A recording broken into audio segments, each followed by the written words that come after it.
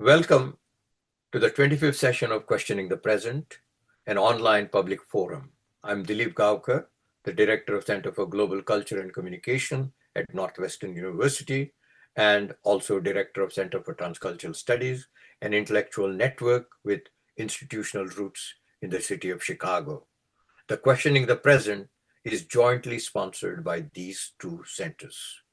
Today's session is devoted to Professor Samuel Moyn's Liberalism Against Itself, Cold War Intellectuals and Making of Our Times, published by the Yale University Press in 2023. We have a panel of three distinguished scholar respondents. They are Professor Stephen Sawyer, Professor Helena Rosanblatt Dhar, and Professor John Brenkman.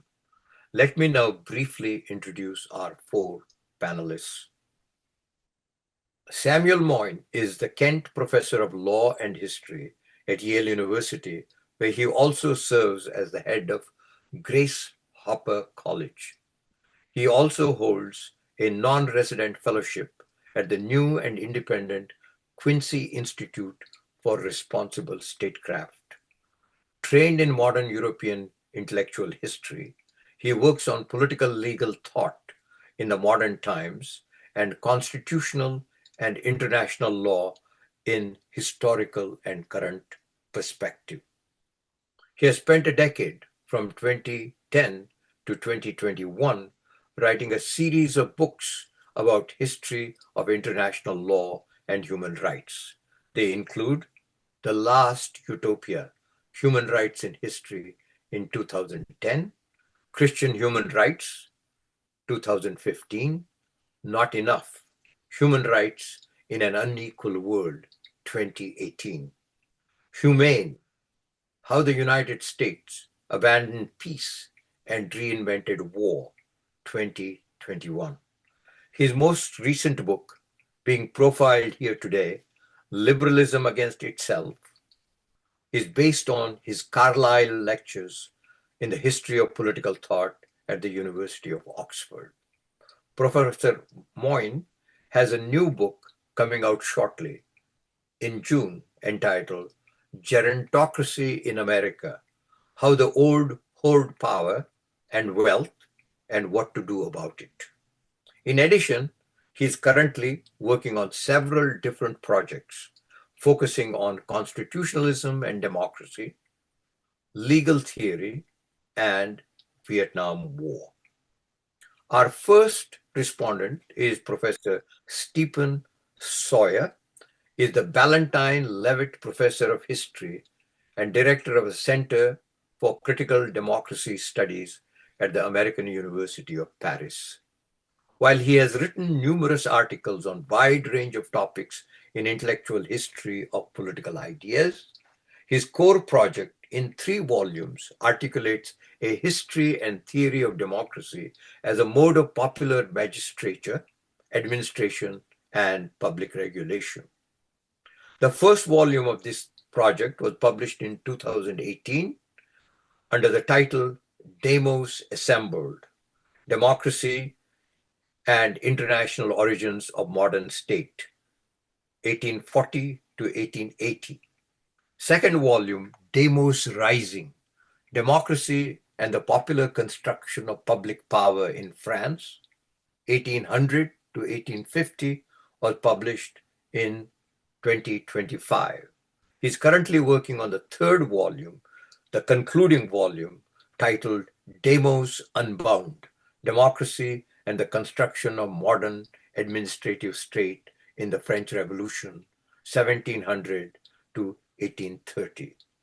For the last decade, since 2014, Professor Sawyer has served as the Director of Publications of the Tocqueville Review, and in that capacity, he founded the online platform Tocqueville 21 in 2017.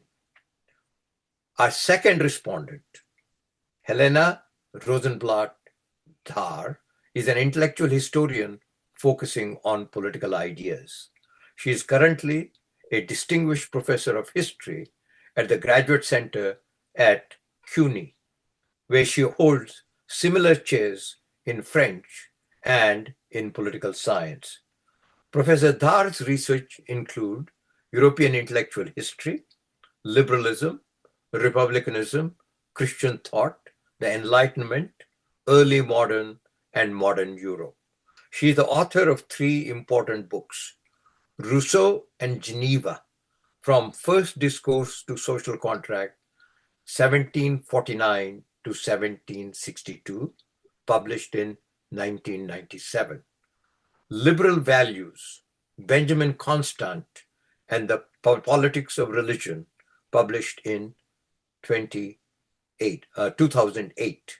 Finally, her most prominent work, Lost History of Liberalism, From Ancient Rome to the 21st Century, published in 2018 by Princeton University Press, has been extensively reviewed and discussed and translated into 9 languages. In addition, she has published numerous articles in distinguished scholarly journals in Europe and the United States, and edited and co-edited several volumes on early modern and modern political thinkers such as Benjamin Constant, Rousseau, Montesquieu, Machiavelli, and Schmidt. In recognition of her achievements, she has earned many fellowships and awards. In 2010, she received the Benjamin Constant Prize awarded by Benjamin Constant Association in Lausanne for her work on constant political philosophy. She received the National Humanities Center Fellowship in North Carolina in 2000 and 2001. Finally, she is the recipient of the prestigious Guggenheim Fellowship in 2019. Currently, she serves on the editorial board of the Tocqueville Review and the Global Intellectual History Review. Our final respondent is John Brenkman, an emeritus professor of comparative literature and English at the CUNY Graduate Center and Baruch College, where he also served as English Department Chair and interim provost. He previously taught at the University of Wisconsin-Madison and Northwestern University. He has been a visiting professor at Tisch School of Art at New York University and the Institute of the Anglophone World at the Nouvelle Sorbonne, University of Paris III. And he was invited to conduct a summer seminar at the School of Criticism and Theory at Cornell in 2012.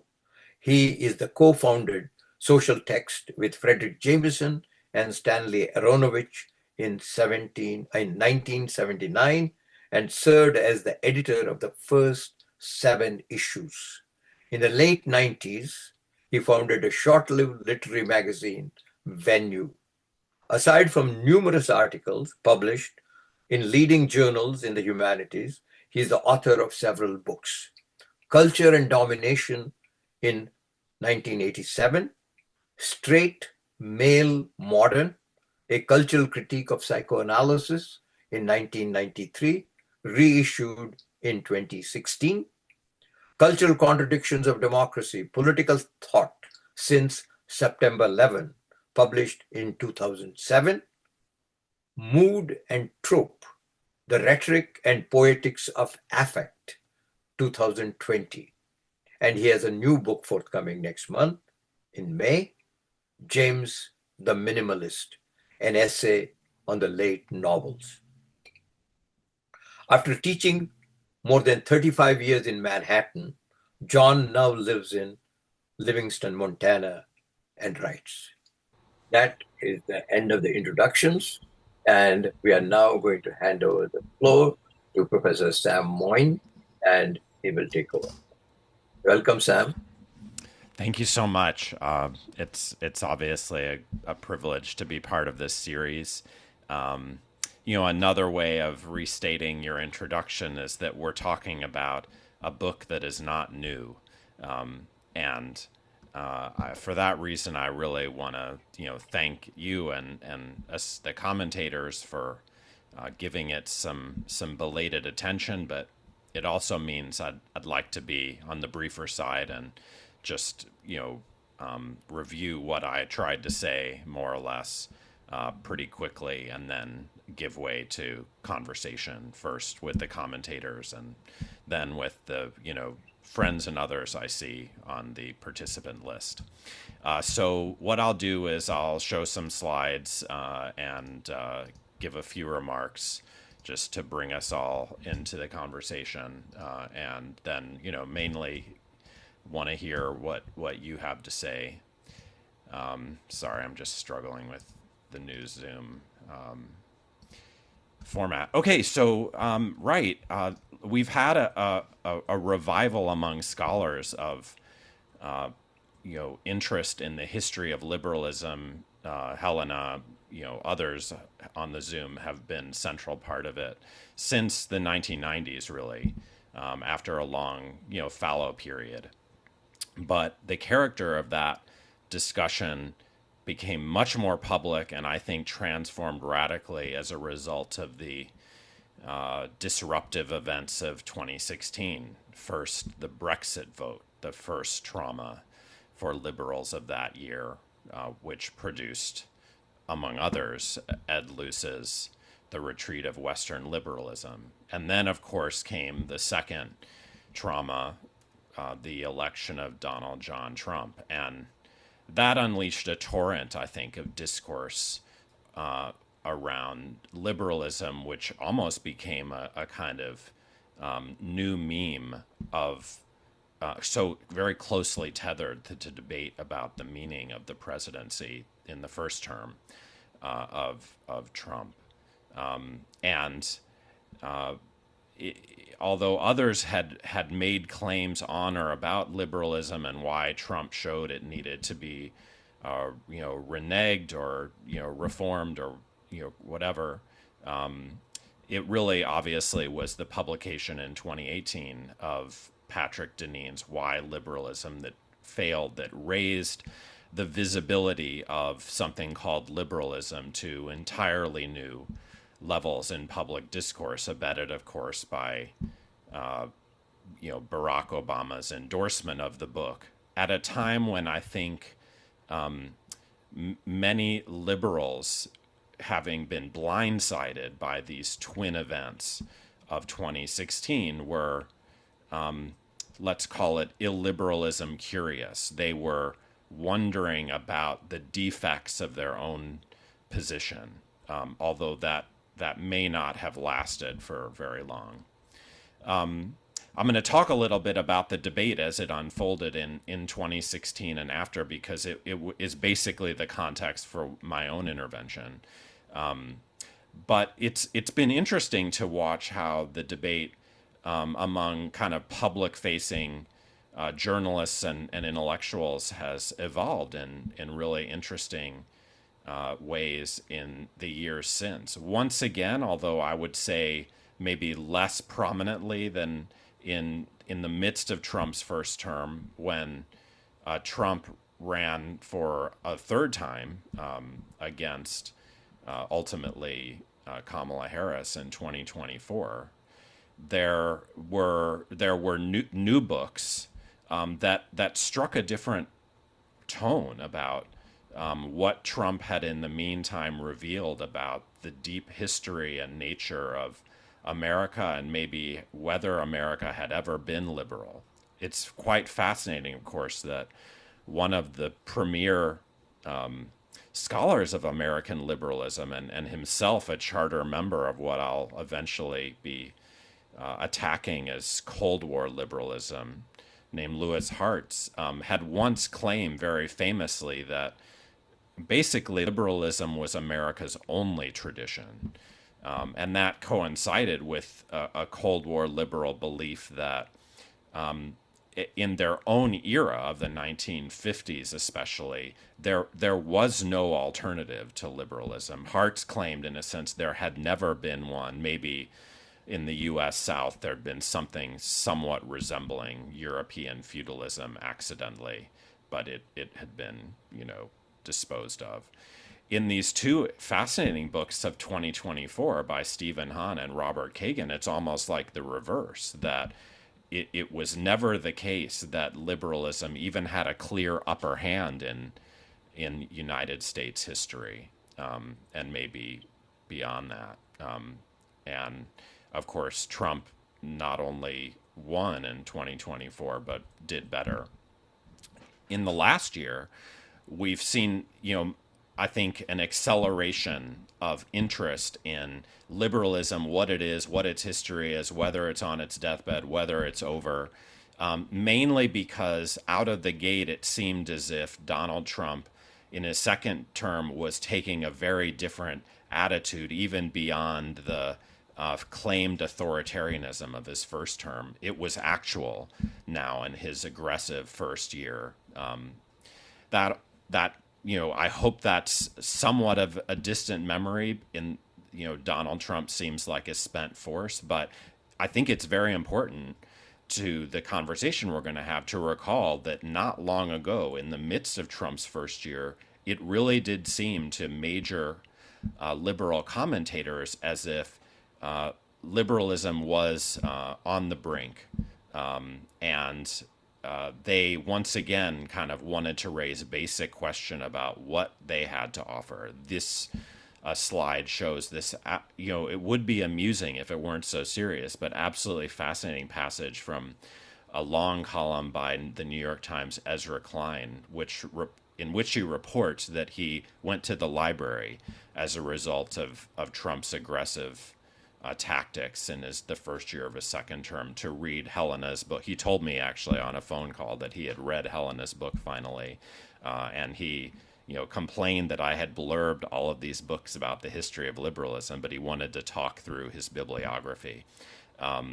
And in the column, he says, I'm very afraid. I'm a liberal, but I don't know that liberalism can be saved. Did it fail us or did we fail it? So all of that is sort of throat clearing in background, but it does provide a setting for all of us, I think, as scholarly as we might wish to be in engaging this word and the tradition that the word liberalism allegedly refers to. So I'll basically talk a bit about the character of the debate, what I tried to say, relation to what other scholars have tried to say, and then foreground what has been my main intervention, which is to, let's say, cast shade on the so-called Cold War liberals of the mid-20th century for ruining everything.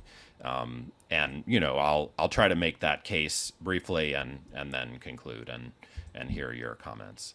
So for better or worse, Patrick Deneen did become the central icon of the case against liberalism.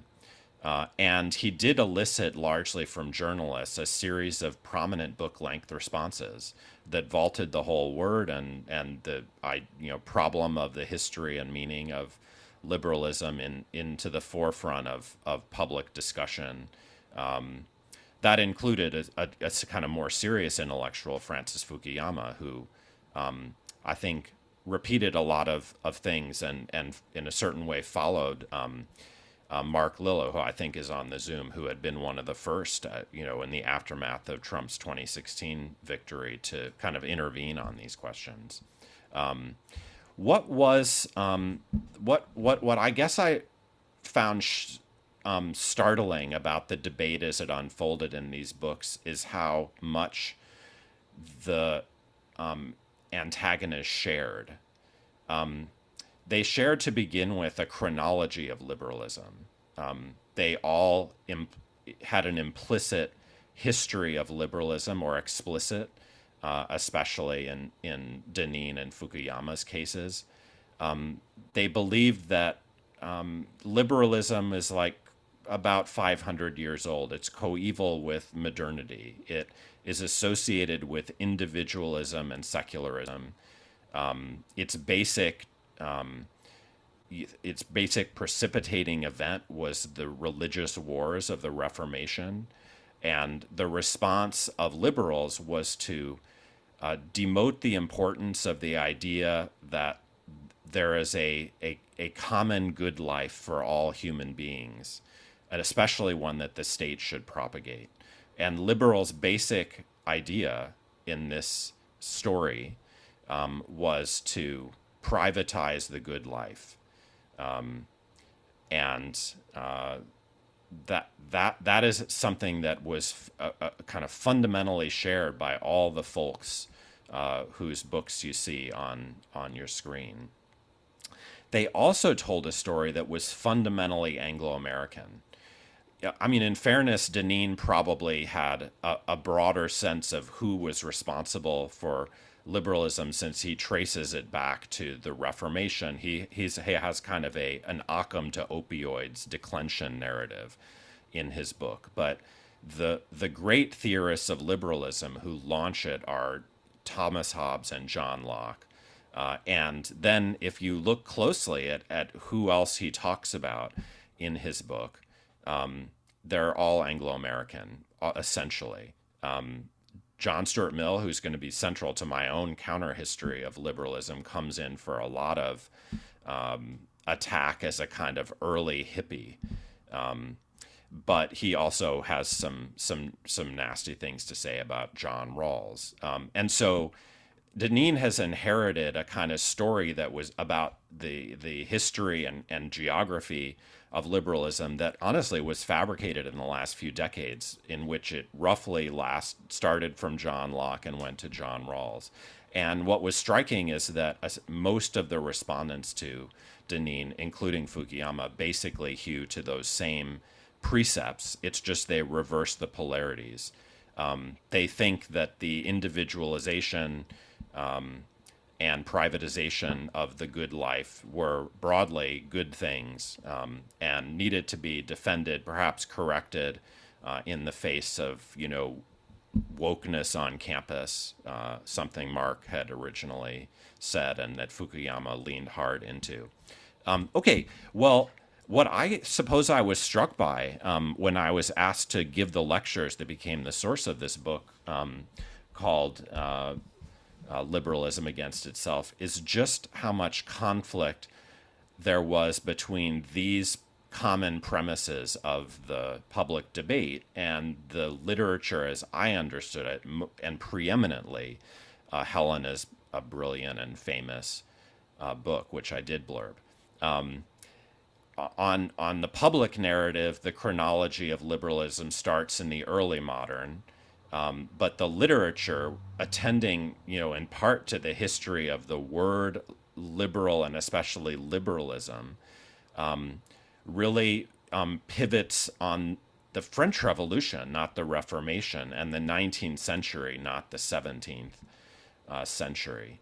And it has succeeded in shifting the geography of the inception of liberalism to the continent. Famously, apparently, a Spaniard is the first in the 1820s to use the term liberalism, and the initial liberal theorists are predominantly French, Franco-German, Swiss.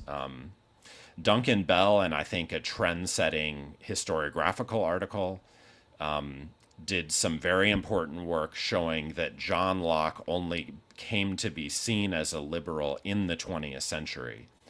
And a very good book, one that's neglected, I think, in some of these discussions by the former journalist Edmund Fawcett, also took these general views. And I think most heroically, Helena in particular emphasized that it was a mistake to start out in thinking about liberalism as an attempt to privatize the good life. Rather, it was deeply moral in its vocation. I have a few things to say about how we characterize the summum bonum of liberals as they get started in the 19th century. But I thought of myself in composing my lectures that became the book Liberalism Against Itself, mainly as a follower of Helena who wanted to tell, let's say, the sequel to her story. I mean, she goes through the 21st century, as her subtitle proclaims, but I really wanted to focus on what befell liberalism in the 20th century. And so, just to generalize, and I definitely risk what people call a fallacy of composition, and choosing the figures in the early phase of liberalism in the 19th century. It's of course true that liberals were very often laissez-faire in their economic ideas in this period.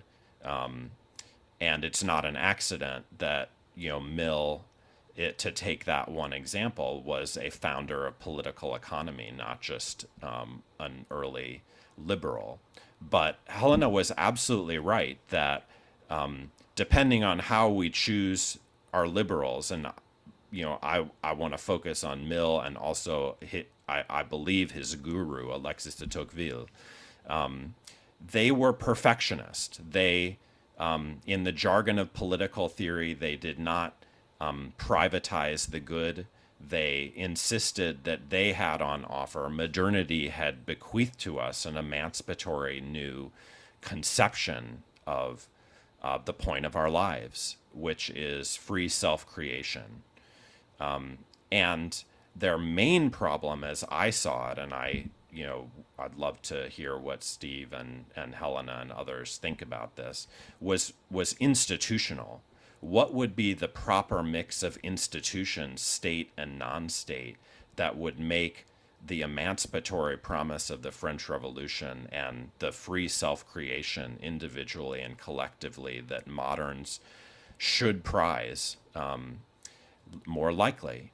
How to turn democracy, as Tocqueville famously wrote about, to good account rather than bad. In part for this reason, I found that the early liberals before the 20th century were progressivist. G.W.F. Hegel, you might say, may not have been a liberal, but many liberals breathed the spirit of Hegelianism. They developed a historicist liberalism. They were not contractarian like John Locke before or John Rawls later. They believed that history was a forum of opportunity in which there was the possibility of coaxing freedom and equality from experimental institutional reform. They prized educational institutions most of all, but as time passed, they began to see that their investment in laissez-faire was premature. In the later 19th century, with the birth of the so-called new liberalism, at least some liberals, overlapping with liberal socialism and eventual social democracy, what comes to be called progressivism in American traditions, came to worry that economic liberalism actually created new hierarchies and hence a form of illiberal outcomes. And they therefore revised their views and struggled to separate political liberalism from economic liberalism. A last point about this early phase in the tradition. I'm claiming fundamentally that liberals were, had an emancipatory vocation. They acknowledged the risk of disaster that had been their view of the French Revolution, setback, reversals, but they didn't want to be consumed by it. Tocqueville has beautiful lines about this in his Democracy in America, where he says we should embrace a salutary fear to heighten our alertness to risks, but not to be overwhelmed by them. And so that's, I want to suggest, pretty important when we look at what happens to liberal theory later. Just as a proof text of this, you could take John Stuart Mill's On Liberty. In the Cold War, it began to be taught as a libertarian book that's mainly about free speech and the limits to state interference with it, and fair enough, but we have to concede on the basis of the third chapter that its moral center is an account of the highest good for modern human beings, which is this possibility of free self-creation. Okay, and then disaster struck. I mean, I would take the story of this first era of liberalism through the 1930s and indeed 1940s, when, in the spirit of Franklin Roosevelt, the Americans build one of the most like interventionist and redistributive states liberals have ever built, along with West European liberals. But the theory of liberalism changes radically in the 1930s through 50s. And in my book, I just single out some, let's call them culprits in this revision, which I think changes the outlook of liberalism. And the basic claim I want to make is that Cold War liberalism is about renouncing emancipation as the goal of liberal politics. And I think it's understandable that that happened. As I try to document most of the figures in question, Isaiah Berlin, Karl Popper, Lionel Trilling, others, really have the view that they had learned through harsh experience that the promise of emancipation is dangerous. It will pave the way for terror. It will lure good people into bad politics. And liberalism should basically renounce its ambitions and stop promising a bright future. That's what communists do. Give up the good life, give up the forum of opportunity that history had once been thought by liberals to provide us, and essentially adopt a kind of monitory, watchful, fearful attitude. And I think we live in, let's say, in the legacy of that redefinition, very fateful redefinition of liberalism. I don't want to take up too much time, but I'll just flag a few points that I explore in the book. One is that liberalism does get redefined in a strongly libertarian direction, which is fascinating because the main perpetrator of that redefinition, immortally Isaiah Berlin and his two concepts of liberty, was himself a fan of the welfare state. He was contemptuous of neoliberal Friedrich Hayek in Correspondence, but let's say one wouldn't know it from his writings. And more generally, there's this strong mismatch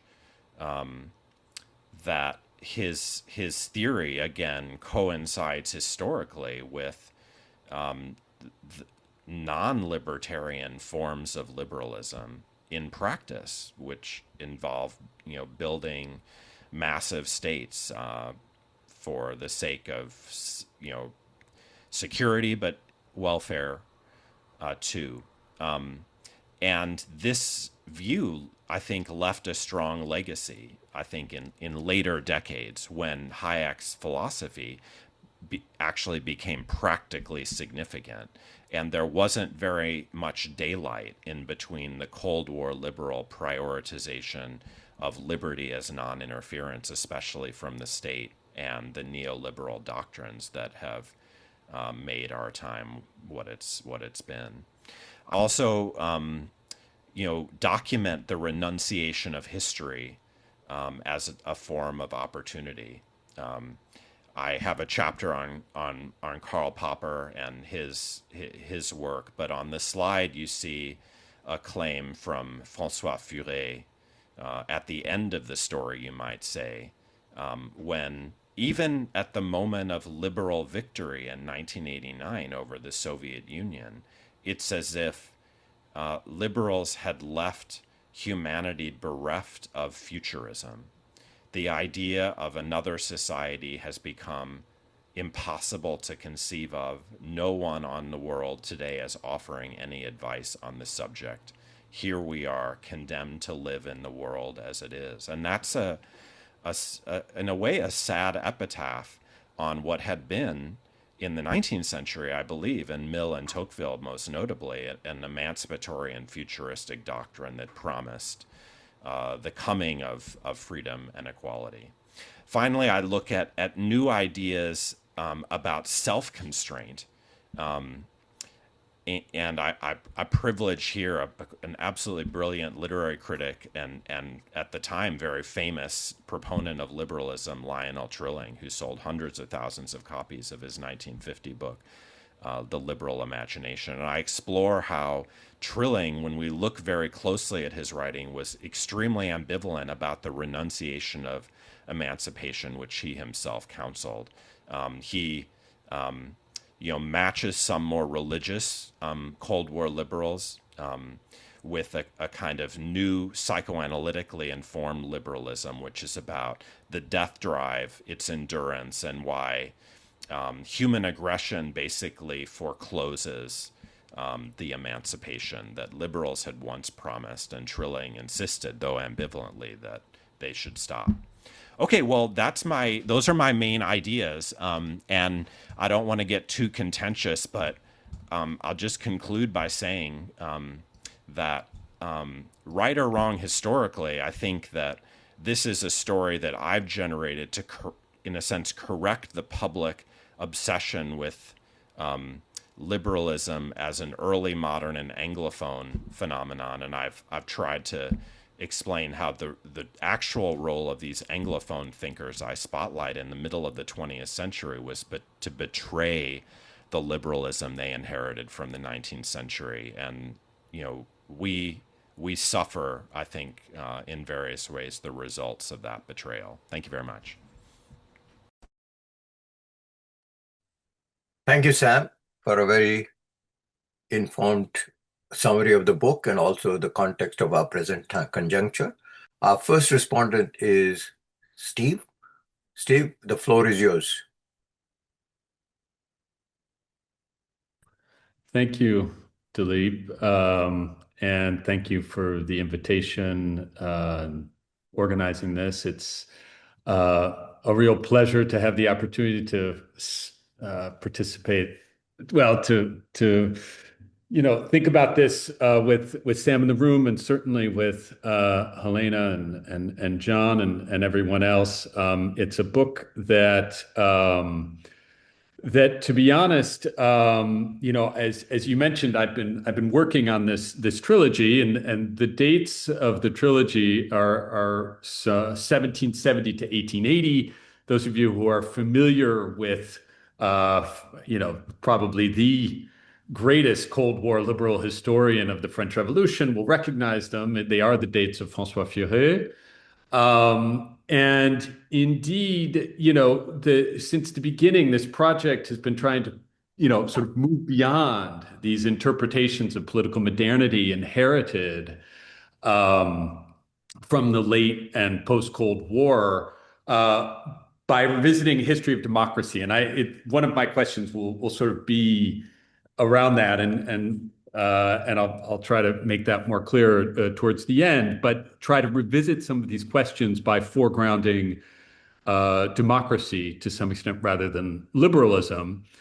And there's kind of an underlying assumption, and very much an underlying assumption in this project, that we are in a post-Cold War world, as I've recently argued, and that as destabilizing as that is, it opens up new opportunities for reading this period from the late 18th to the late 19th century, and that's essential. Now, we have a whole series, and Sam's just spoken about them, of works that have pushed us to reinterpret this, and they've been very influential for me as well. But what we haven't, to be honest, what I haven't seen, especially in this kind of format, is the story that Sam tells, which is a very it's very cutting but extremely effective sort of missing piece in our story about how this Cold War narrative about the late 18th and 19th century was formed. And in particular, what I'd like to sort of focus on here is the anti-canon. he talks about, because I think he kind of goes back to this notion of an anti-canon time and again, this whole range of readings that were offered as the wrong way that political modernity, the sort of wrong path that political modernity took from Himmelfarb's master's thesis, which I will admit I didn't know about and was very excited to learn that the French Revolution had been at the center of Himmelfarb's master's thesis, to Sklar's intellectual trajectory, and of course Arendt's shared ambitions. And there's something just about the format of this book, I have to say, which is just so useful for these purposes. Now, I do want to have just I just want to have explain this a little bit through a brief anecdote that Sam will, I'm sure, remember. But I really, I had looked at this book, but when I really discovered what it was doing to the field was at a conference in Boston in fall of last year. And I was really just sort of really gearing up for this book on the French Revolution. And Sam was questioned by the audience. He came off much in that context. Sam, he came off much stronger, sort of critiquing American liberalism as it's developed. And there was some pushback in the room, and at some point there was a question, if the tradition of American liberalism as it's emerged since the Second World War is just so problematic, then where could we possibly go for an alternative? And Sam provided a few responses, and the two of the sort of high points of it were, well, for me, it's the French Revolution and the left Hegelian tradition that emerges out of it. And one member of the audience sort of, just sort of incredulously raises his hand and he says, I don't understand this. I'm very confused by your response. I mean, it may have started as a revolt of liberty against monarchical tyranny, but it ended in a social revolution of terror led by Robespierre that so clearly presaged the dictatorships of the early 20th century. And Sam just, he just sort of said, well, yeah, that's the story I'm trying to uncover. And I guess this was just music to my ears. I mean, here I am trying, to get beyond this vision, this liberal Cold War reading of the relationship between the Enlightenment and the French Revolution, the reading of the French Revolution, and to hear such a publicly straightforward Cold War rendering of the revolution as if, quite simply, that's what happened. I mean, he wasn't saying this as an interpretation, the member of the audience. This was what happened. And so it just very straightforwardly revealed how deeply ingrained this story is in my field of sort of the French contributions or the continental contributions to political modernity and more generally, not just in liberalism. And so it's just clear. It just became so clear, how the stakes of the conversation. Now, it seems to me one of the great contributions of this book is that it's focused on a series of sort of brilliant and frankly quite extraordinary authors, allows Sam to cast a very wide net and to sort of follow their unfolding intellectual agendas. But I'll say what I was particularly interested in was their historical portrayal of the origins and legacy of the French Revolution, which kind of runs through the entire book, which, to be honest, when I saw the title, I wasn't necessarily expecting and just thought that was, and as I sort of kept coming across it, it was just very important.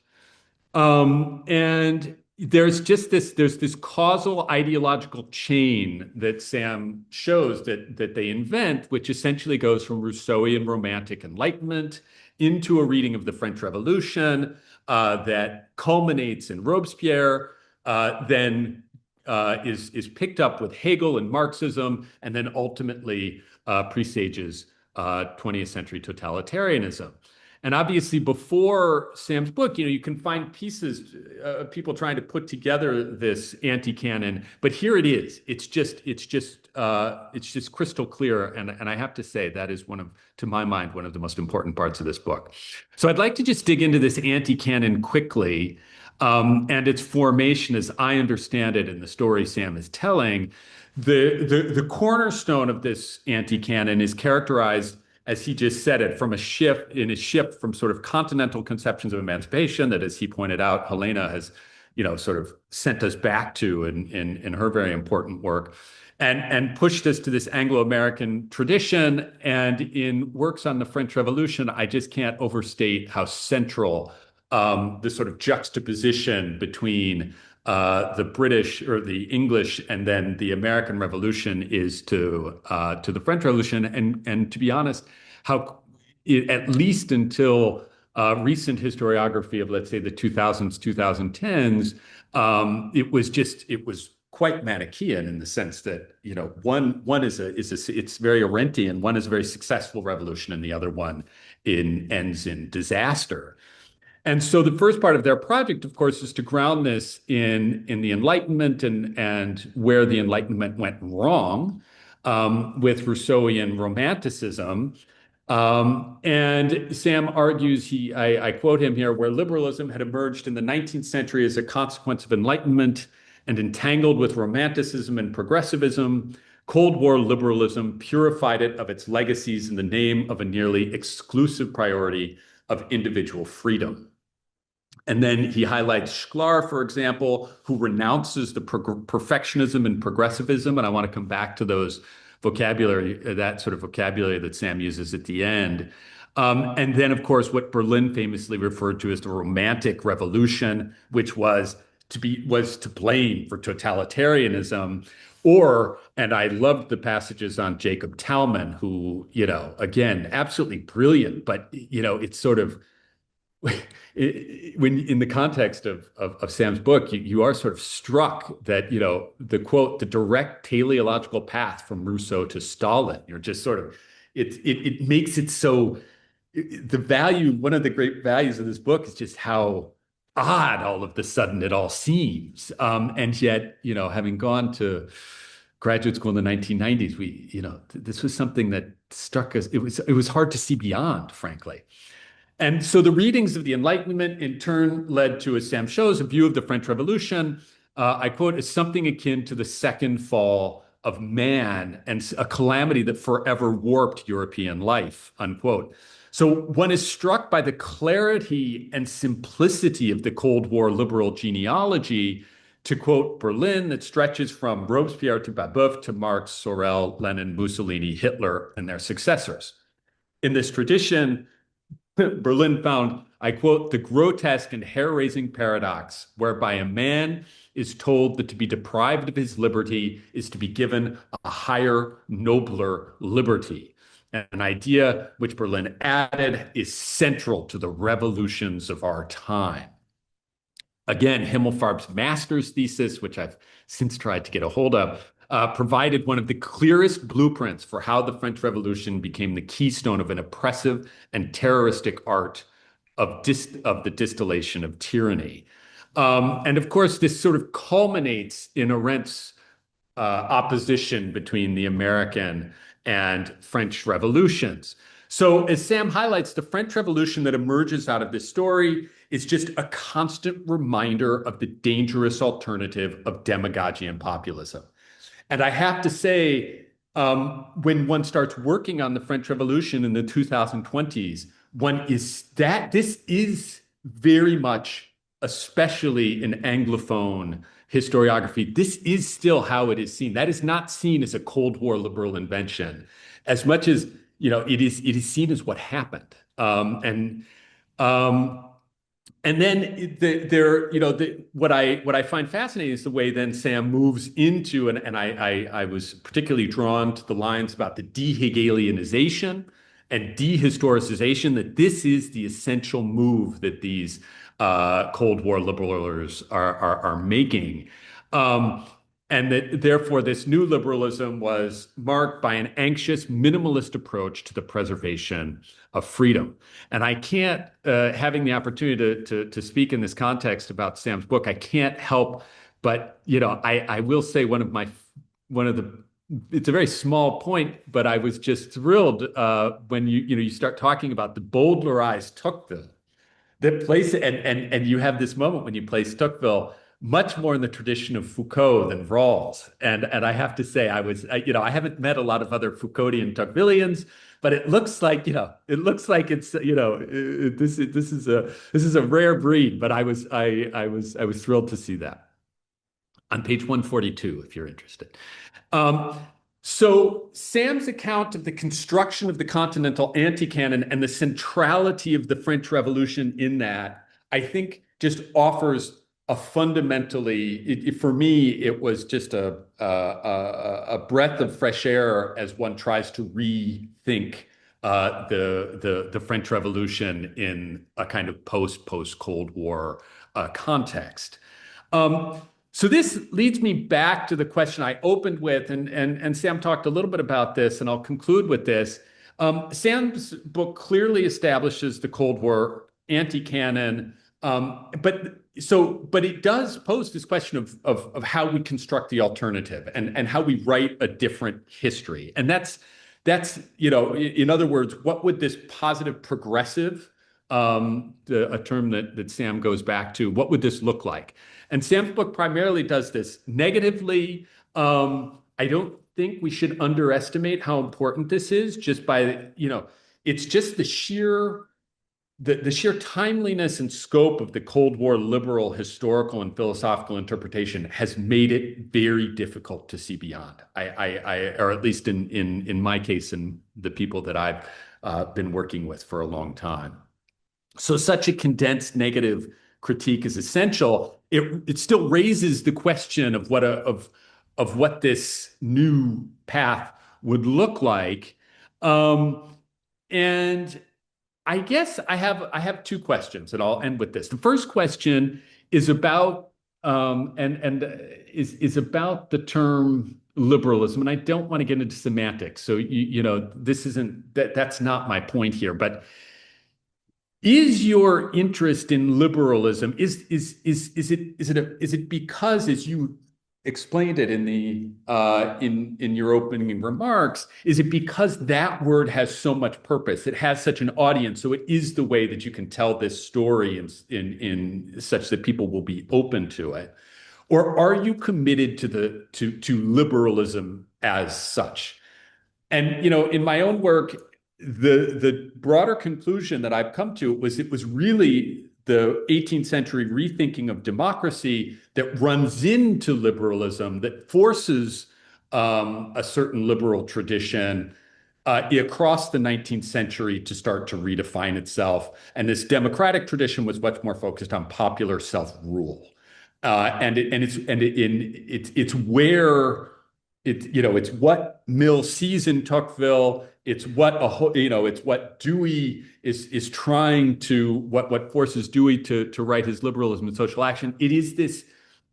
It's the confrontation of the two. Or are you engaged in a sort of saying, no, liberalism is the modern sort of this, if we want to have a sense of political modernity, that's where we have to start. And so, just sort of throwing that out there. I guess the last is just a little bit of an exercise in trying to sort of tease out the vocabulary you use, because I think there's, when you do talk about the positive side or what they're trying to destroy, and I have a whole sort of set of terms. You have progressivism, you have history as a forum for opportunity. You come back to questions of the creativity of emancipatory projects, collective emancipatory projects, equal self-creation. You talk about welfare, democracy, unfolding of collective freedom in historical time. And in other words, it seems to me that the positive alternative or the stories that as this starts to become a parenthesis, as Cold War liberalism increasingly appears to be a parenthesis around through which we can read the previous periods like the French Revolution, and we start looking for a new vocabulary, it seems to me that you have this vocabulary that is committed to welfare, substantive as opposed to formal liberty and equality. And I raise this for discussion you know, it seems to me that it's a version of the previous question. Are these terms that you want to use to recover liberalism? Or are these terms, are these something that you think that we can do something else with? And that, in the same way that we previously had phases of progressivism, where you talked about social democracy, and just sort of if you understand that, if that is the vocabulary you'd like to use and how you'd like to use it. And I'll stop there. Thank you.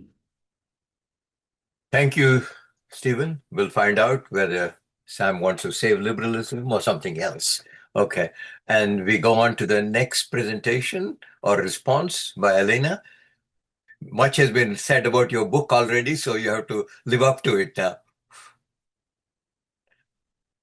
I think you're silent. Thank you so much for inviting me, and thank you for your kind words about my book. It seems like conversations about populism, authoritarianism, and illiberalism are everywhere now as we struggle to understand what has caused them and how liberal democracy might be saved. More recently, a more unsettling claim has emerged that liberalism itself is the problem, that it has, in some sense, generated its own crisis. We're told we live in a post-liberal age and need to abandon liberalism altogether. One of the things I admire about Sam's book is that he resists this conclusion. He agrees that liberalism is in trouble, but he refuses fatalism. Liberalism is not beyond repair. The problem, he argues, is not liberalism as such, but a particular historical form of it, what he calls Cold War liberalism. The liberalism of the 19th century, the liberalism of Benjamin Constant, Alexis de Tocqueville, and John Stuart Mill was, he argues, emancipatory and future-oriented. It believed that freedom could expand and deepen over time. He reminds us of its progressivism and perfectionism. Its aim was not simply to restrain power, but to establish the conditions for human flourishing, intellectual, moral, and social. By contrast, the liberalism that emerged after the Second World War was marked by anxiety.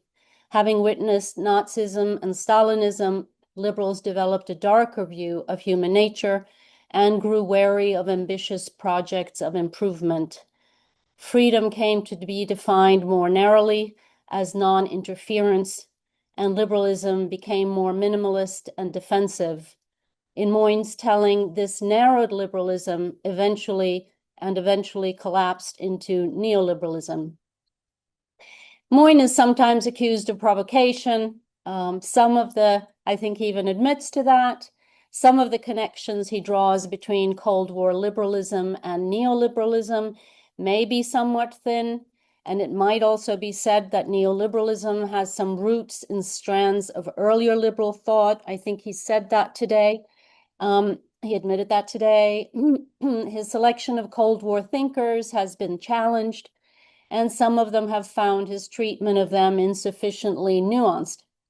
But I feel strongly that the larger argument is sound and important, especially today when so many are questioning liberalism's core values and whether they still can apply.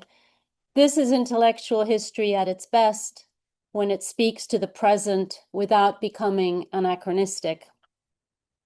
Moyn is so right to remind us that liberalism once had a moral purpose, to enable human development, not simply to limit power.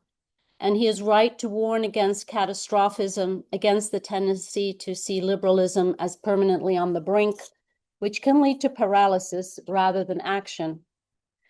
I would like to turn briefly to Germaine de Staël, one of the most important liberal thinkers and actors of the late 18th and early 19th century, whose example both reinforces and possibly extends Moyn's argument and is so often left out of histories of liberalism. In Staël, we do indeed find the moral optimism Moyn highlights, and what is striking is that she sustained this optimism under extraordinarily dark conditions. She wrote in the shadow of the terror, which some people think as a proto-totalitarian moment. She was exiled by the Directory, then by Napoleon, and harassed by Napoleonic censorship and police during the wars that devastated Europe. Yet she did not retreat into a minimalist liberalism. She did not abandon the language of progress or perfectibility. Now, Stahl was not only a novelist, but a major political thinker and a central figure in European intellectual life through her writings, her salon, and her vast network of influence. But at a critical moment, she chose to give literary form to her political vision. In her novel, her best-selling novel, Corinne, or Italy, she explored what a more ambitious liberalism might look like in practice. Corinne is not simply a figure of freedom in the negative sense. She is a figure of cultivated freedom, of imagination, sensibility, creativity, and intellectual brilliance. She embodies originality and genius in tension with mediocrity and social constraint. The novel stages, in deeply personal terms, the conflict between human flourishing and the norms that seek to contain it. In celebrating Corinne's artistic gifts and independent spirit, Stahl is also celebrating the creativity and originality on which a free society depends, and a liberal society depends. It's important to recall that this is also an anti-Napoleonic novel, a quiet but powerful manifesto against despotism. Stahl shows how fear breeds conformity and submissiveness, and how it can drive people to retreat into privacy and even selfishness. Societies under pressure come to distrust independence and originality. Against this, she places at the center of the novel a woman who refuses such pressures and embodies a kind of liberal courage. What Stahl suggests through Corinne is that liberty is inseparable from the development of human faculties. It's not enough to remove constraints. One must also create the conditions under which individuals can become fully themselves. Liberalism, in this sense, is not merely a thin doctrine of rights. It's a demanding moral and cultural project. This raises a question. If early liberals could sustain such ambitions under those conditions, why did later liberals come to define liberalism in more restrained and anxious terms? Sam offers one compelling answer. But I would go one step further. It may not only be that liberalism became more cautious. It may also be that liberals themselves have fallen short of the obligations that earlier liberals took for granted. We still have liberal elites, highly educated, culturally influential, and firmly in control of many institutions. But they have often become self-enclosed and self-perpetuating, reproducing their own norms and assumptions while appearing increasingly distant from the concerns of much of the country. From the perspective of someone like Stahl, this would be a profound failure. Early liberals did not see themselves simply as beneficiaries of a liberal order. They saw themselves as its stewards. Their task was to cultivate the moral and intellectual conditions of freedom, to foster independent judgment, and to elevate public life. And by flourishing, they did not mean wealth, but the development of human faculties. From this perspective, the crisis of liberalism may be due not only to ideological shifts, but also to a failure to sustain the broader moral and social project that once underpinned liberal thought. Liberalism can be renewed, but renewal will require more than recovered optimism. It will require a renewed sense of purpose, a renewed sense of obligation, and perhaps above all, renewed courage to become once again a bold and ambitious liberalism rather than a liberalism of fear or compromise. So let me end with a question. If liberalism is to be renewed, how do we make that renewal possible in practice? Sam mentioned in closing that he hoped his book would help. Is there a role for educators like us in that project? And do you think that the current climate in universities is conducive to such a role? Are students receptive? Are administrations helpful? Thank you. Thank you, Helena. And we have now our final respondent, John Brenkman. Thank you. Well, my thanks to Dilip for organizing this session, and indeed for organizing, orchestrating the Questioning the Present series for, I believe, what's now more than 5 years, and for this opportunity to comment on liberalism against itself, Samuel Moyn's provocative reflection on major 20th century political thinkers. The book is motivated by the need for a reinvigorated and publicly persuasive liberalism. And the book was written and appeared before the 2024 election. The need, in other words, for liberalism that could reinfuse our democracy with ideals and aims from 19th century figures like Mills, Constant, and Tocqueville, stretching back through the French Revolution into the 18th century Enlightenment. Reading Liberalism Against Itself, I found myself sharing much of the spirit of that motivation, but questioning the letter of the argument. Cold War intellectuals, the term applied to the thinkers discussed, is not meant simply in the empirical sense of liberal thought during and in the context of the Cold War. The events and dynamics of the Cold War are scarcely addressed, but is used as an ideological label, Cold War liberalism, viewed skeptically, indeed negatively. I'll focus my remarks on two of the 6 figures foregrounded in the book, Isaiah Berlin and Hannah Arendt. The broad brushstrokes that paint them both as Cold War liberals misses, I believe, the power, the pertinence, and the conflict of their ideas, and the pertinence and value of that conflict. Berlin coined the distinction between negative liberty and positive liberty, embracing the negative and rejecting the positive. By negative liberty, he means individual freedom, which requires, in his words, quote, a certain minimal area of personal freedom that must on no account be violated.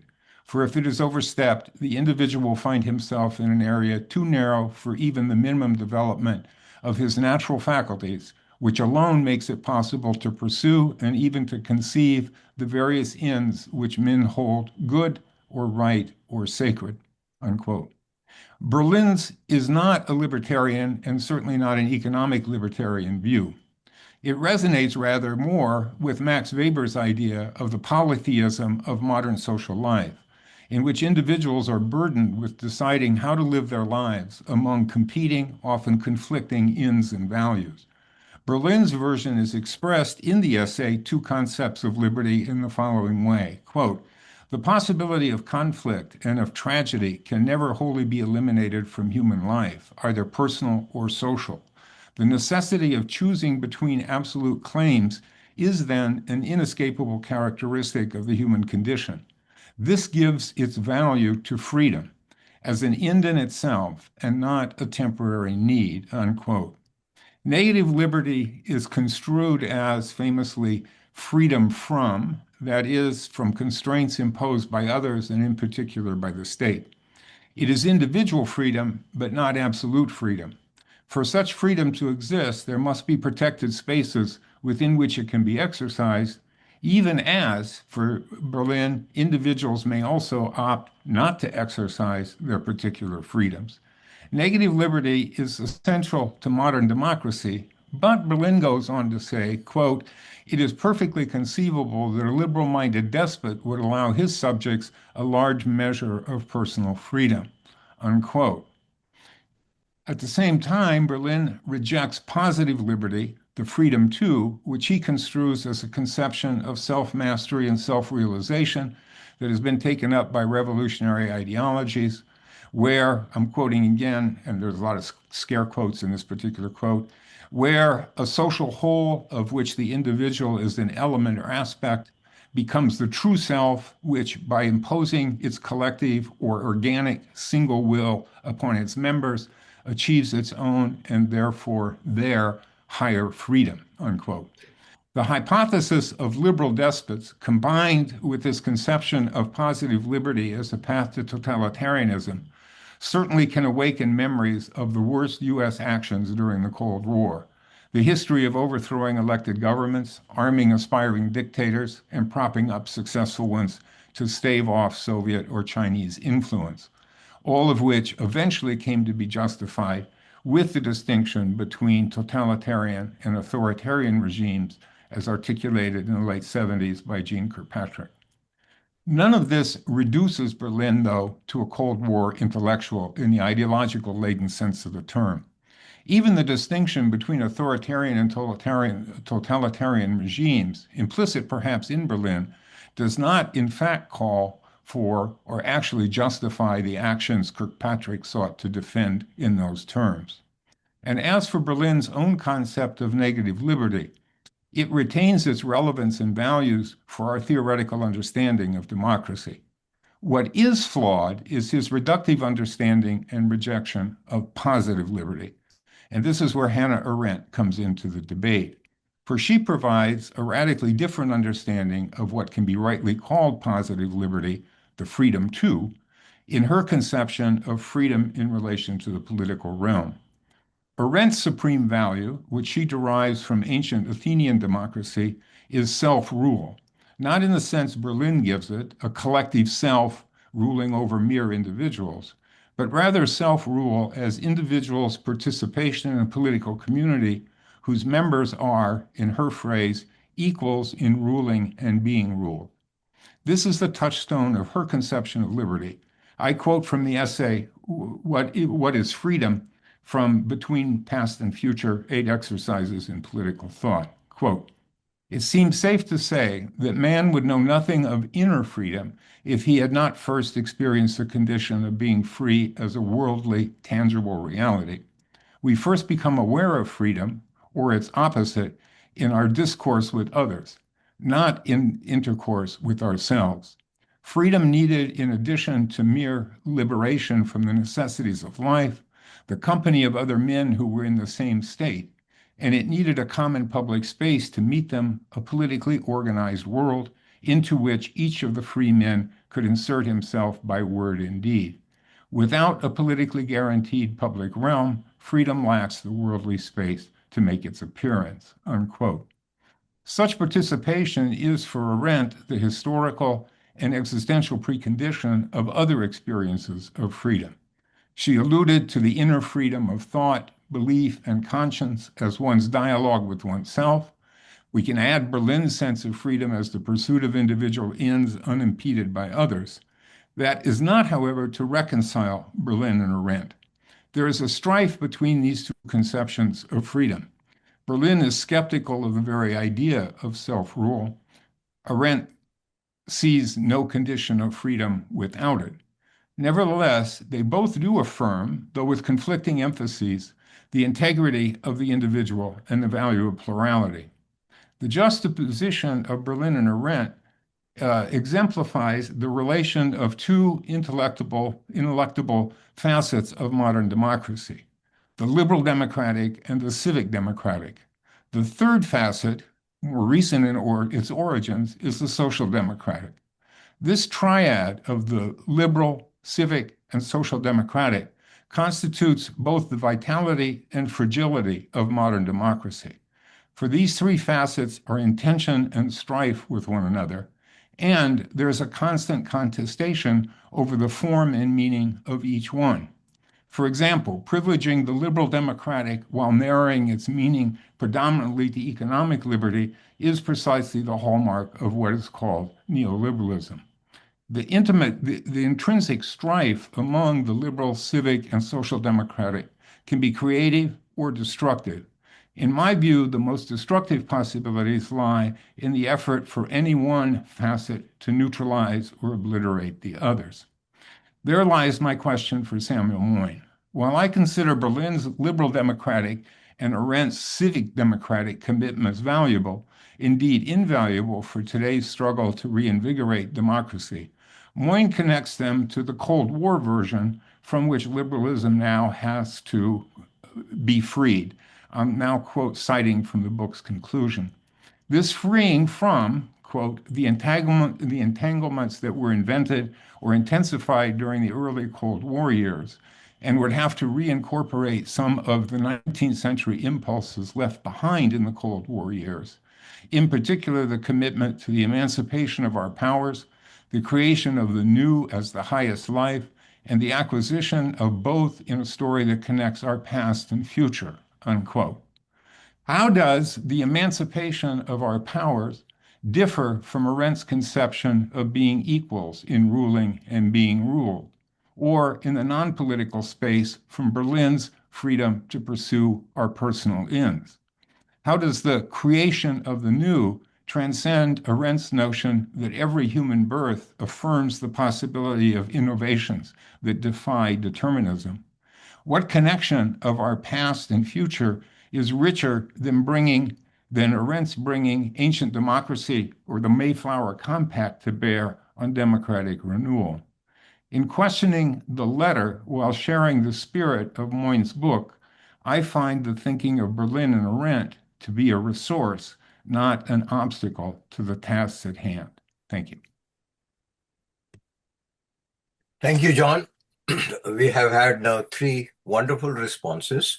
And Sam, you have about 10 minutes to respond to that, and then we'll see what we can do with the remaining time.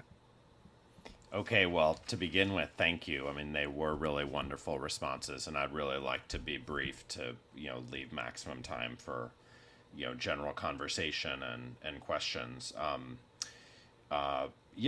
Steve, I loved your, talk, and I appreciate your kind of putting in view the kind of more methodological approach of the book, which it as you said, is to emphasize how the Cold War liberals reconfigure the liberal past, and in particular by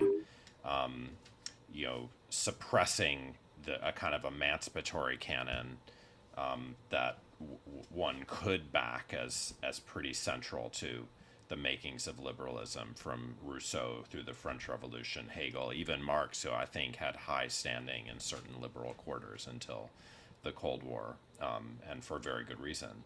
I just to get really quickly to the questions you raised. I mean, it's quite interesting, given that Americans in particular are extreme latecomers to calling themselves liberals, to having a liberal movement and a liberal party. That's really basically 20th century a set of events that, in a sense, in American politics is where the liberalism has become a meme, far more than I think in continental European politics today, where liberalism often has other meanings and is much closer in public discourse to economic liberalism. And of course, we credit the progressive movement and especially Franklin Roosevelt for this American divergence. But it also means that because of the association of liberalism with the Democratic Party,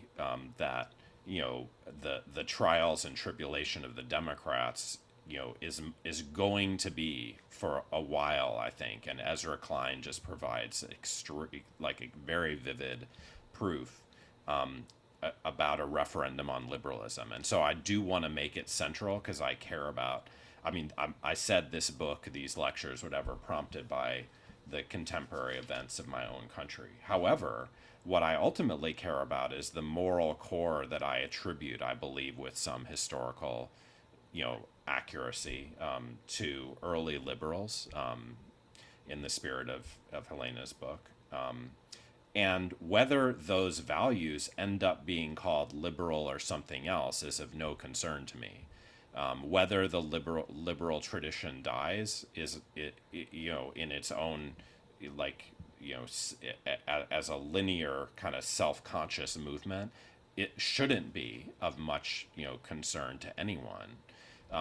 It is of great concern whether integralism replaces it or something that instead preserves the core, moral goals of liberalism. And just to be very clear, I place at the core this modern perfectionism of self-creation. With John's comments, we can just associate that with positive liberty, and that's what's at stake. I think, like, the question of the relationship between liberalism and democracy, as your work, foregrounds. It's not the main point of your work, but nonetheless, it foregrounds it.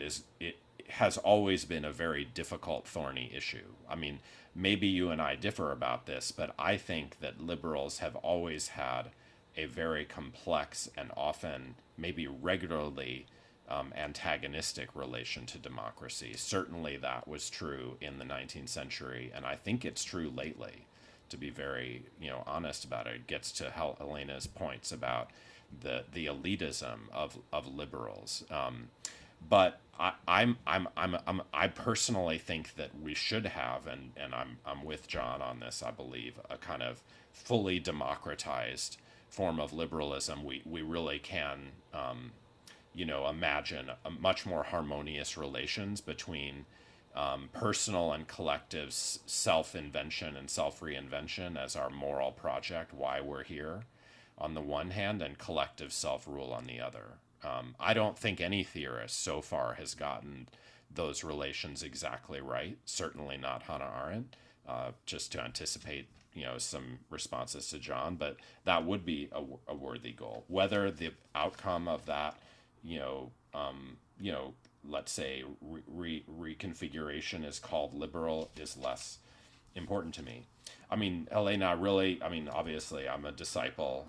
I do want to insist that maybe more than you did, that when you would take Mill and Tocqueville seriously, along with, I believe, Distel, Constant, maybe the moral core is much more centered on the ideal, the post-revolutionary ideal of individuality, than just something kind of broader and multifaceted. And I'm privileging that. We could get into whether I'm doing so overmuch, but I'm certainly trying to, as you said, tell the story that you initiated.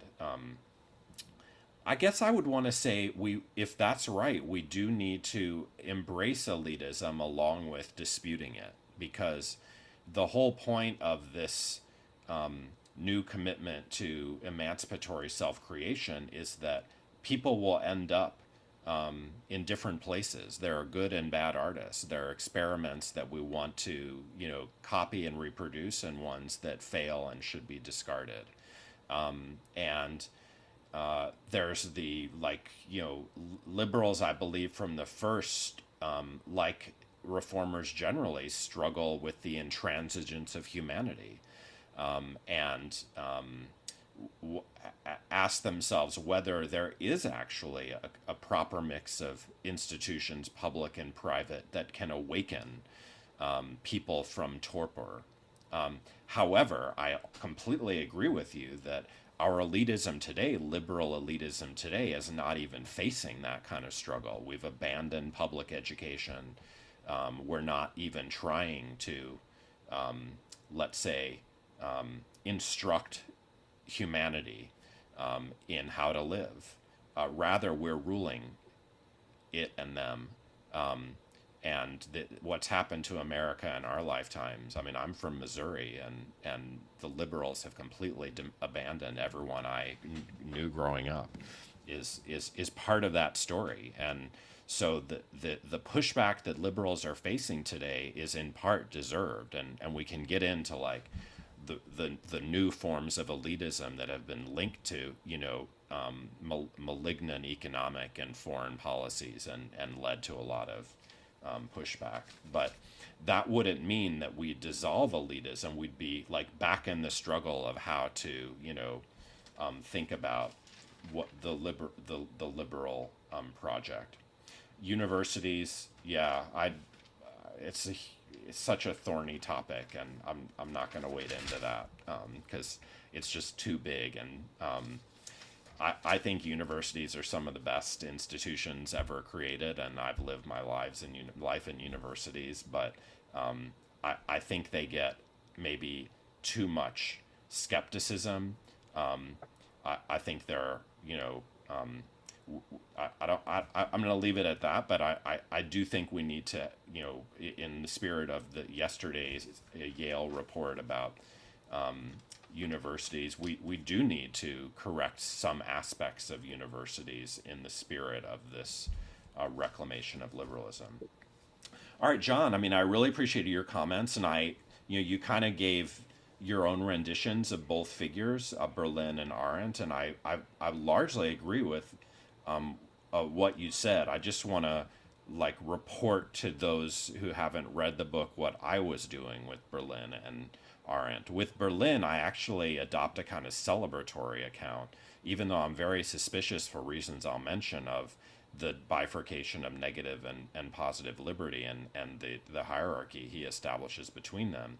The main purpose of my inclusion of Berlin is to embrace his understanding against all the other Cold War liberals who scapegoated Romanticism for Nazism and totalitarianism.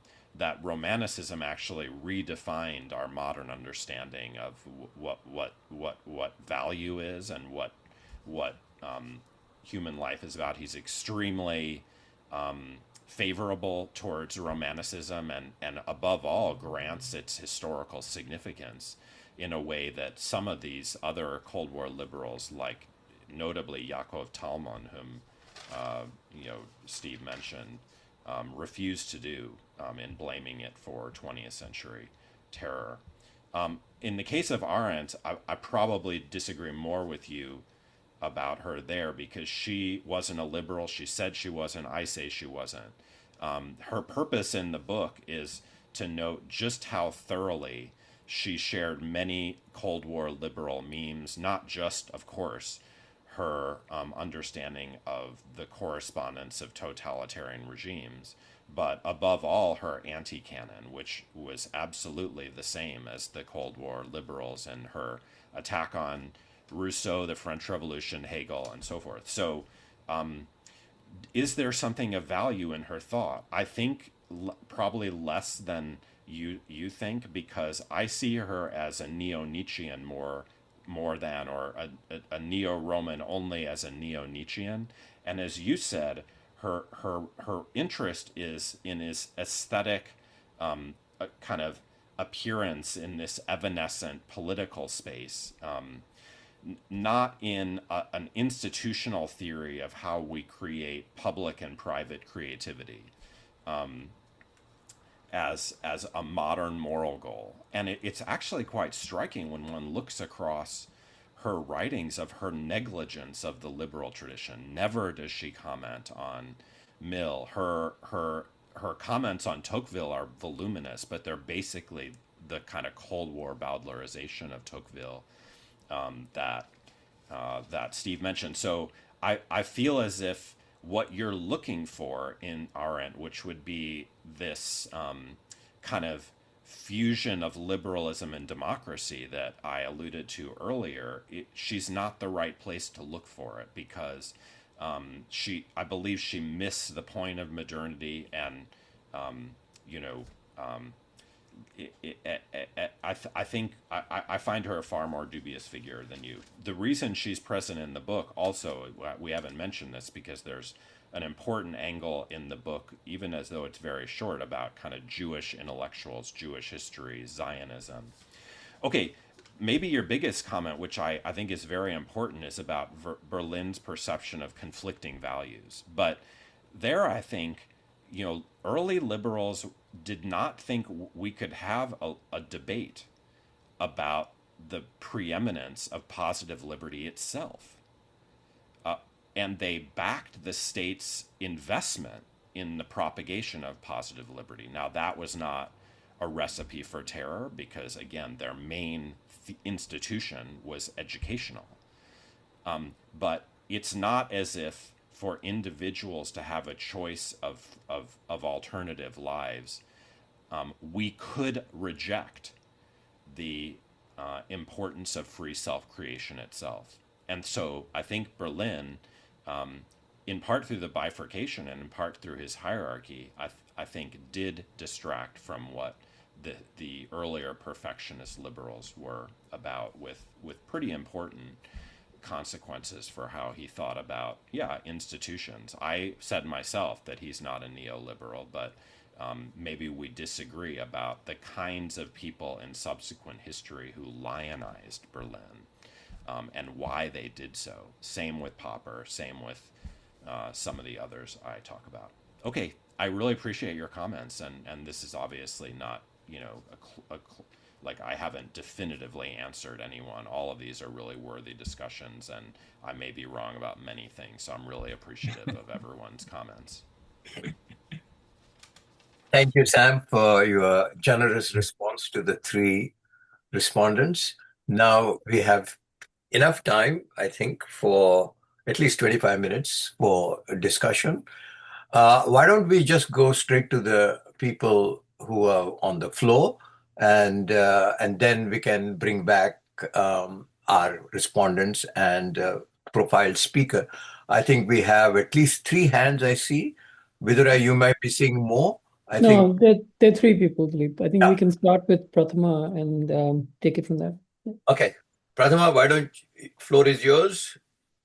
Yes, what a rich discussion. Thank you very much, all four of you. I just wanted to make explicit something which has been implicit in the discussion today.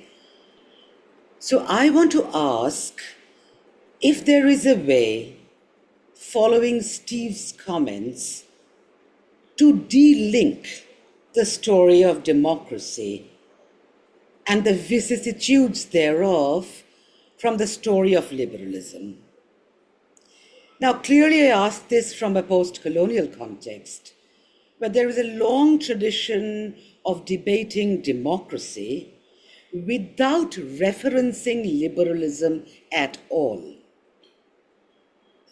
Now, Uday Mehta, for instance, in his book Liberalism and Empire, describes how the exception of authoritarian colonial rule was always built into the imagination of liberty at home, be it in relation to India or Haiti, the British or the French. Now, John Stuart Mill was an official in the India Office in London.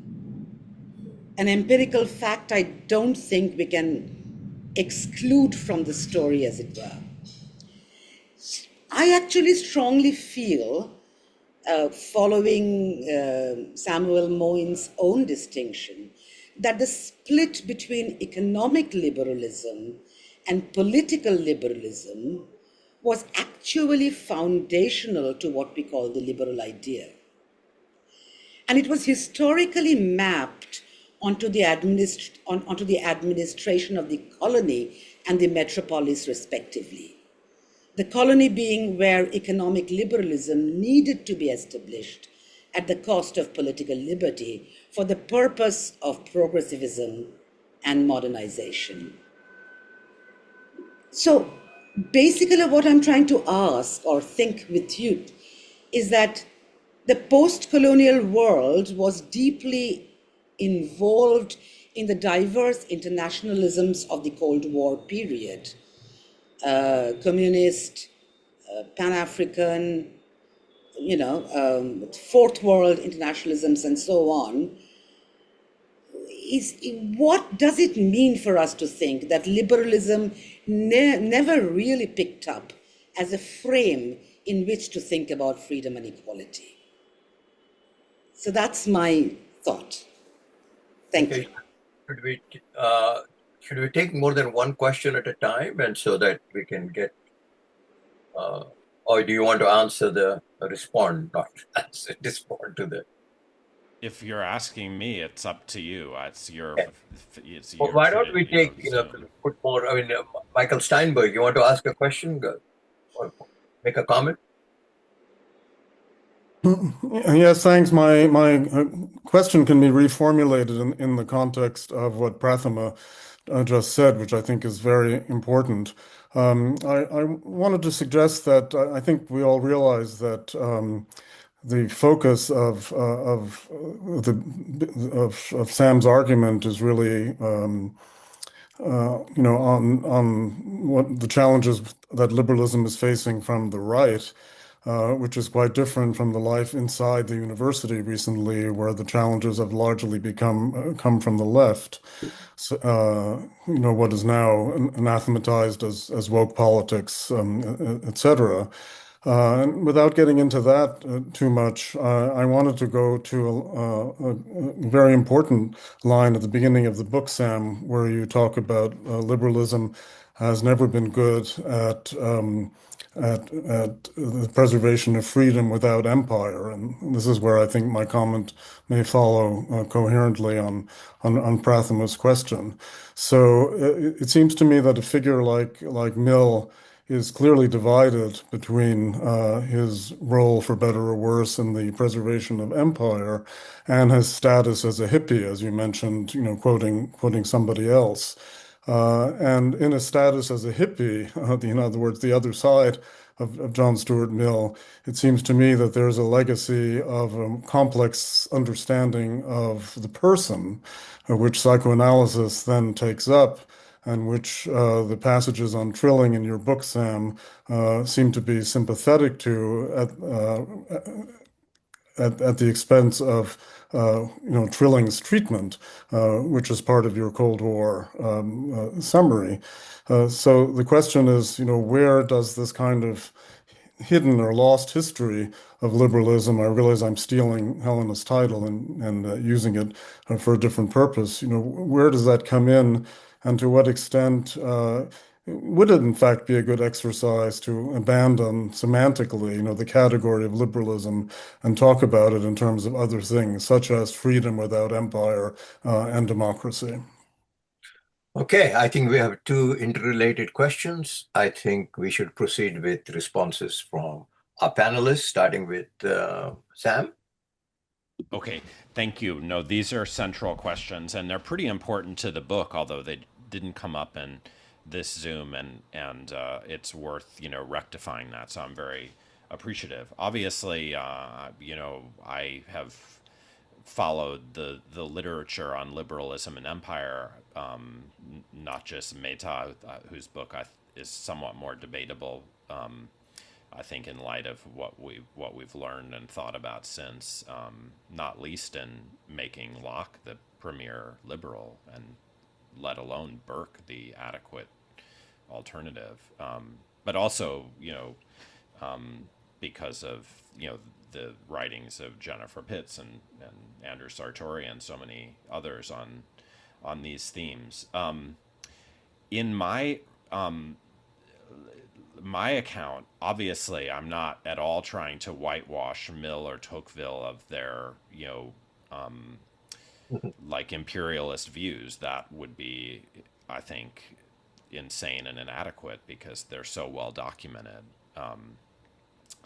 And I agree strongly with Michael that that record might well lead us to abandon the word liberalism on a global scale. I mean, it's very sobering that the two leading empires of the modern world that we're talking about, Britain and our country, the United States, have been, imperial states, whether acknowledged or as in the first case or not as in the second. And yet, as Michael says, I mean, the question is, in the name of what are we criticizing empire? What is our alternative to empire? And I'm convinced that the proper response, whether we retain the word, is going to be liberal. This is another way in which we have to mobilize liberalism against itself. I think the Cold War liberals did so the wrong way. I emphasize in the book, especially the Arendt chapter, that John didn't mention this, that my main concern with Arendt is that she helps us understand why the Cold War liberals were so geographically exclusionary, basically to the transatlantic space as well as Israel, of where liberalism could survive and thrive. but we wouldn't want to follow them in that regard. And so the main point of my book is not at all nostalgic for Mill or Tocqueville. It's rather to say we have to go back to the future, and that's why ultimately I would say maybe differ with you, Pratima, that we should junk liberalism in the name of democracy, because as we've said in dialogue with Steve and John, well, we need to reconfigure their relations. And I think I can understand the idea that self-rule without some foundation in emancipation of individuals for the sake of self-creation could kind of function on its own. I think it's very important to see that liberalism, in spite of that critical literature on liberalism and empire, which is all true, all liberalism had substantial global radiance, not just in India, as Chris Bailey's book shows, but globally. And I think it in part because Trump has given nationalism a bad name, we're at great risk of forgetting that liberalism's main influence within Europe and beyond Europe was in the form of nationalism. Probably not John Locke, but Giuseppe Mazzini was the most influential liberal in world history, because he was like the font of much emancipatory anti-colonialism the world over. And so I want to see a liberalism that is anti and post-colonial, but whether we call it liberal, but what I don't think we can adequately do is say that democracy is a freestanding idea that should lead us to abandon liberalism as damaged goods. It is damage, but we can only criticize that damage in the name of liberal ideals themselves.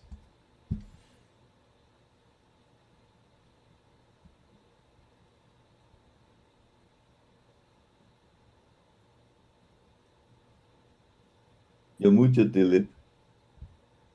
Dilip, we have a question from Samuel Shapiro. If none of the other respondents wants to. Sorry, but does anybody else would like to respond to these questions, which are important questions posed?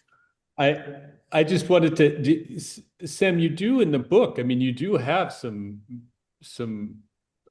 there is it's a recurring theme. It's not quite as common, for example, as the French Revolution, but what you said, not just centering on the Atlantic space in Israel, and in particular Britain and the US and Israel as sort of positive cases, but also the ways that they enrolled the French Revolution into the struggles, decolonization, and the kind of what they see as the destructive side of decolonization, which in one sense, echoes what you just said, but it could be read in a different way, right? It could be read as what decolonization is doing is building on this French revolutionary tradition that they see. I think that seems quite convincing, but it does again. And I understand what you're saying. I think the semantics are not the point here, but it does, depending on how you understand what democracy does, which I think we spent a lot less time trying to figure out, trying to do the kind of extremely robust history that Helena's done, let's say, for liberalism. Democracy is the word we just kind of throw around. I mean, it's like, we have this incredibly robust history of republicanism. We have this incredibly robust history of liberalism, and democracy is just kind of like, But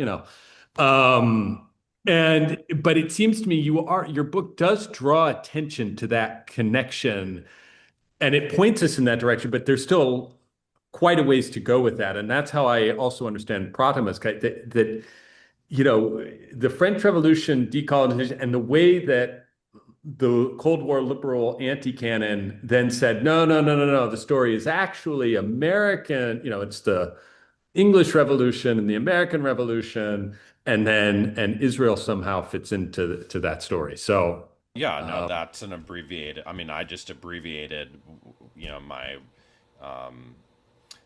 just, you know, reminder for that the attention to Arendt in the book is mainly about her skepticism of the decolonizing events she lived through, and absolutely she associated the baleful legacy of the French Revolution with the death of freedom and the coming of terror on a global scale through decolonization. Now, she's in part correct to say that the original liberal canon did, through nationalism, lead to decolonization.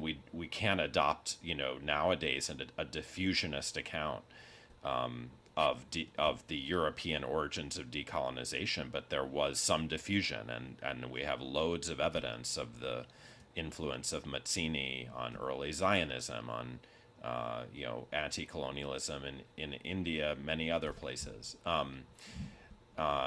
And so, but then there's this, not just this kind of question of how to tell the story of global freedom, but also I think how to tell a story in which these concepts like liberalism and democracy, which you're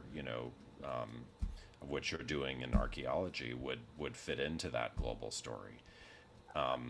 So I don't head in that direction at all. What I'm mainly concerned about in the book is that the Cold War liberals left us with very little to go on if our interest is in global emancipation, either of the liberal or democratic sort, let alone how they might connect. I have a comment or a question which really exchanged between Stephen and Sam and also Prathama now. I mean, there's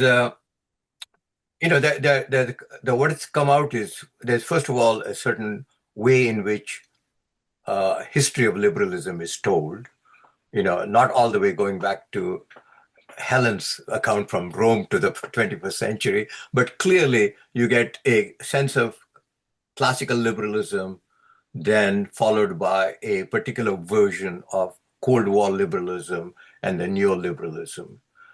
So there is kind of three periodization at least seem to be salient, with of course a lot of nuances and complexity. And then there is this way in which actually the way Steve, interrogated Sam's your book is by trying to say there are these two versions, the Anglo-American version of liberalism of Locke, and then there is Locke and Hobbes, and then there is the so-called French or the French Revolution with Tocqueville in many ways, and also followed by Hegel, a particular kind of a version of liberalism one can find. In these two, this kind of a Anglo-American versus the French Revolution and after kind of a tradition,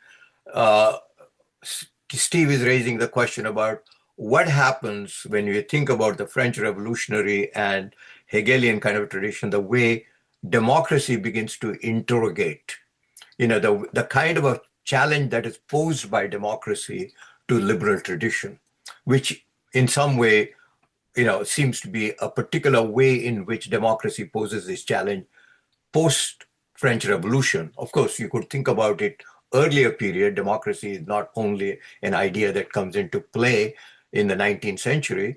So when you begin to think about these, and then there is another point made also that the project, Sam's project, seems to be at least to make us think about liberal history in a different way, to reimagine the liberal history, not just from the Cold War point of view, and which, Sam, you also suggest in some way by rethinking the liberal history from before, or with these two strands in some way, as Steve points out, we'll be able to imagine a different kind of a future rather than just simply reimagine the past.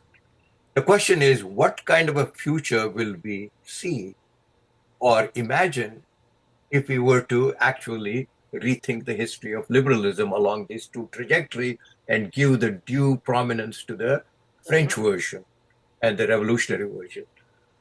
my one of the question, this is the way I take the narrative so far has been, including, Prathama's kind of a distinction about the way how the liberalism played out in colonial period, which once again can be read into these two versions, Anglo-American version as opposed to the French version. Decolonization bad because it went in a particular way in the French version. Now, the question I really want to pose here, all of this, there's been a lot of emphasis on the individual and individual creativity, the space for individual creativity. But when you bring the concept of democracy in play, you need to have some conception of collective agency, about how would we imagine a collective agent. And that's what I want to think about, the way, for instance, Steve might think about collective agent when democracy begins to interrogate the question of liberalism. So in this way, I want to see whether imagining the future would place the collective agency or collective project in such a way that we can free ourselves from the excessive commitment, almost neurotic commitment to protecting the individual, his autonomy and freedom, which was associated with Cold War liberals. And what does it mean for us? Should we continue to talk about individual creativity, or should we think about something else as we imagine the future?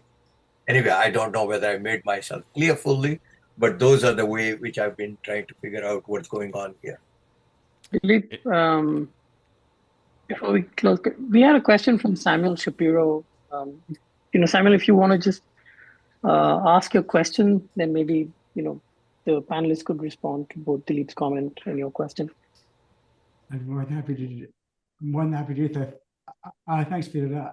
I actually had a question that was building on what Prathama and Michael and Dilip were saying, although we didn't coordinate. I'm really intrigued in this question of empire that I found was one of the many interesting things to me about the book that you didn't deal as much with in the talk. Absolutely not a criticism, but I read you as asking implicitly, in some cases explicitly, what happens at the end of empire.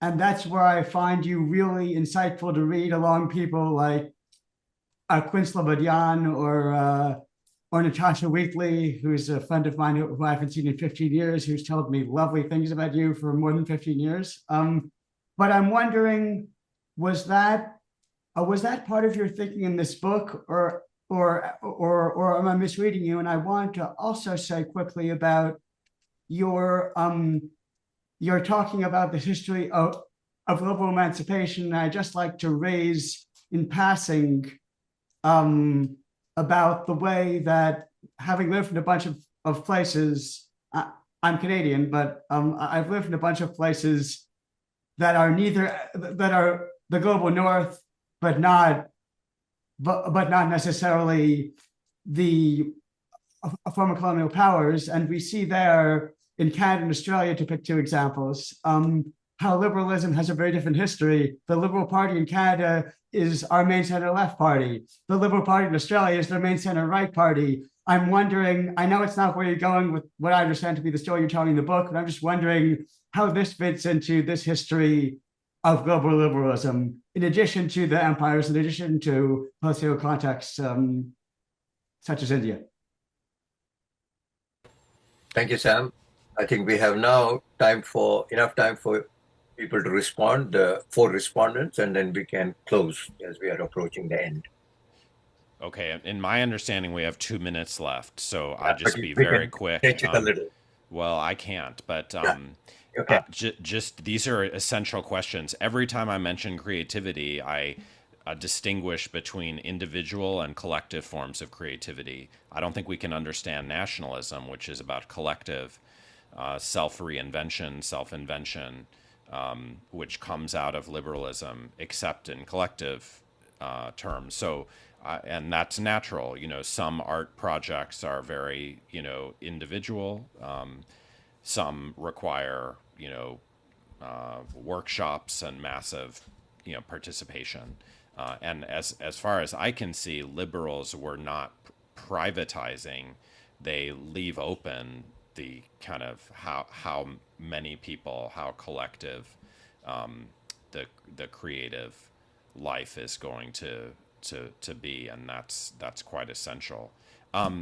Yeah, I don't think there's a credible liberalism that is not post-imperial. So we don't have such a thing yet, and I think this gets to Sam's question. The folks I write about were living at a time when empire was not over, and I explore that in the book. We also live in such a time, and so our question is how can we have a post-imperial politics? Is it going to be liberal? On what grounds are we criticizing empire, if not liberal ones? And so those are the kinds of questions I've tried to raise, and I really appreciated the conversation. Thank you, Sam. Steve? I appreciated where you put the finger you put on the question. And again, I said this twice already, but I'll say it again. I don't see this as a problem of semantics. I do see it as a real question about the extent to which, sometimes it seems to me that Trump has knocked the stuff out of liberalism the way Budapest knocked the stuff out of Marxism. And it's not that you didn't have some of the most brilliant Marxist theory in the 1970s after that was done. It's just that it wasn't the direction things were going, and we needed to think much more. We needed to think very seriously about alternatives, and unfortunately, that partially means finding vocabulary to do so, even if we're not, giving up on many of the core ideas. But that's a question, and I just don't know. But it's also a concern about figuring out trying to figure a positive vision forward that is rooted in a past. And I'd just like to thank Sam again for writing a book that I think helps us do this. Helena? Yes, I too have really enjoyed this panel, and it's given me a lot to think about. I'm writing a book about Madame de Stael right now, and you've given me lots to think about, and of course, also to think about that there are things to recover in this early liberalism, but there's also we don't want to whitewash or glorify them either, because clearly there was gaps and errors from our point of view. So a new kind of liberalism, perhaps inspired, but not exactly the same. Thanks. Thank you, Helen. And John? Well, we're out of time, but so I just want to I just want to express my appreciation to Sam, who's was so gracious and so precise in his responses to me and to I think everyone. I really appreciated this discussion, and I'll second what Helena said, which is I've learned a lot from listening to the various references and problematics that these different viewpoints have. So thanks again, Dilip, to you. Thank you, everybody. Sam, especially for agreeing to do this. And then also Steve, coming from all the way in the late at night at Rome, it's coming from there, and Helen. And then also John. Thank you so much for all of you joining us, and all the audience. Thank you so much. And that is the end of the day.